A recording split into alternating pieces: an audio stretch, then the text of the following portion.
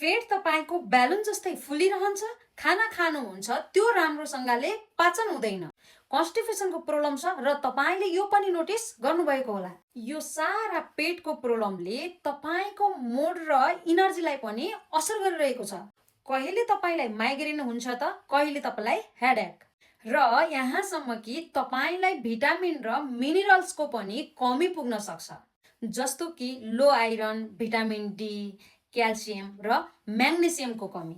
धेरै जसो मानिसहरूलाई लाग्न सक्छ कि यो फरक फरक समस्या हो। आज म तपाईहरुलाई बताउन जाँदैछु कि यो सारा समस्या एक अर्कामा कनेक्टेड छ।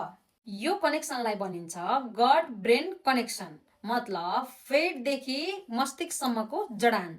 हाम्रो आन्द्राको काम हुन्छ खानाबाट प्राप्त भएको मिनरल्स र भिटामिनलाई एब्जर्ब गरेर शरीरमा पुर्याउनु। जतिखेर हाम्रो गट अनहेल्दी हुन्छ, मतलब पेट बिरामी हुन पुग्छ, त्यतिखेर खानाबाट पर्याप्त मिनरल र भिटामिनलाई लिन सक्दैन। इभन यहाँसम्म कि जो ब्याड टक्सिन हुन्छ त्यसलाई रिलिज गर्न पनि सक्दैन। जब यो ब्याड टक्सिन तपाईको पुरा शरीरमा फैलिनेछ ब्लड मार्फत, त्यतिखेर तपाईको होल बडीलाई असर पुग्न जान्छ, इन्क्लुडिङ ब्रेन। जबसम्म तपाईले आफ्नो गट हेल्थलाई सिरियसली लिनुहुन्न तबसम्म तपाईको यो समस्या समाधान हुनेवाला छैन।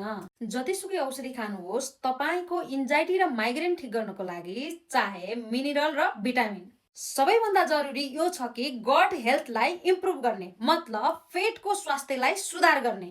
तपाई चाहनुहुन्छ सजिलो र नेचुरल तरिकाबाट आफ्नो गट हेल्थलाई इम्प्रुभ गर्नका लागि? यदि त्यसो हो भने तपाईले मलाई मेसेज गर्नुहोला, म तपाईलाई हेल्प गर्नेछु।